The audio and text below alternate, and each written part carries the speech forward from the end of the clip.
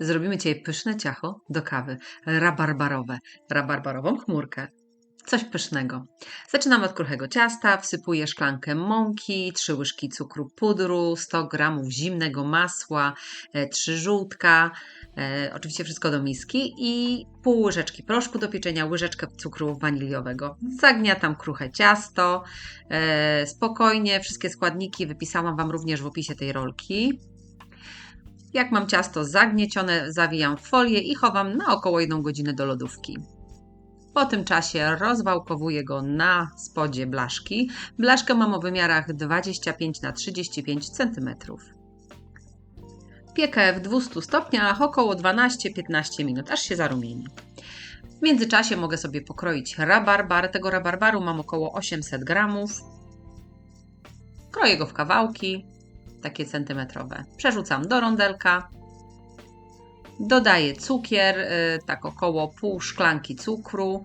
Możecie dać troszkę więcej, jeśli wolicie bardziej słodkie. Duszę około 10 minut, aż mi zmięknie i puści wodę. W międzyczasie przygotowałam sobie 750 ml wrzątku i rozpuszczam w nim 3 galaretki truskawkowe.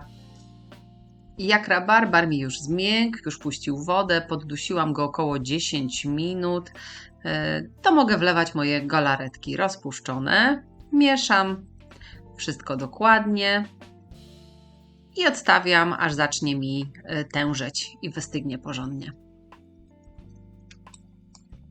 Teraz beza, mam 3 białka, które mi zostało z kruchego ciasta, szczypta soli i ubijamy. Jak się mocno spienią, to dosypuję 3/4 szklanki cukru, najlepiej drobnego do wypieków. I ucieram z cukrem jeszcze około 5-6 minut. Pamiętajcie, że moje szklanki zawsze mają 250 ml. Na koniec dosypuję jeszcze łyżkę mąki ziemniaczanej i gotowe.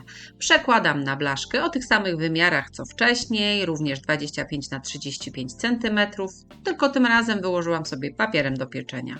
Rozprowadzam białka po całej powierzchni.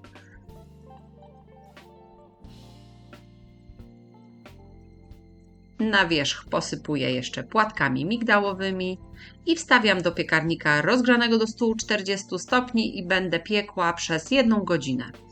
Teraz kruche ciasto mam już podpieczone, zaczęły mi tężeć galaretki, to przelewam je na kruche, wystudzone ciasto i wstawiam do lodówki, żeby mi zaczęły tężeć. Jak już stężeją, to mogę robić jeszcze śmietanowy krem.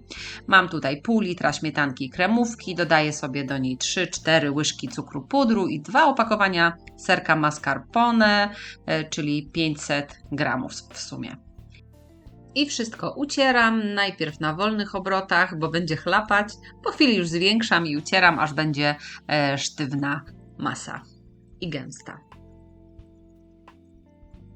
O, i gotowe. Przekładamy ją na stężałą już galaretkę i delikatnie rozprowadzam ją po całej powierzchni.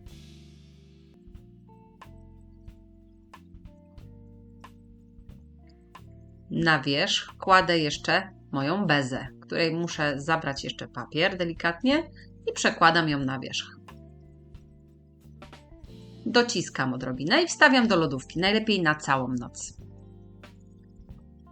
Po tym czasie możemy kroić i próbować.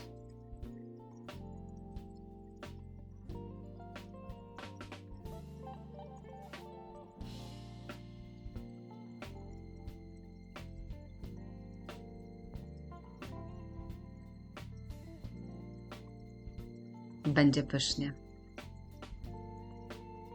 Do kawy idealne.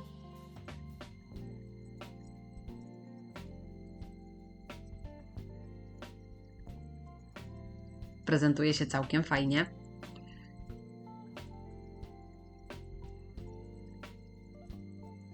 I jak mówiłam, jest pyszne.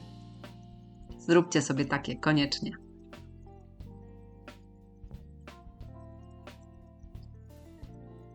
Polecam.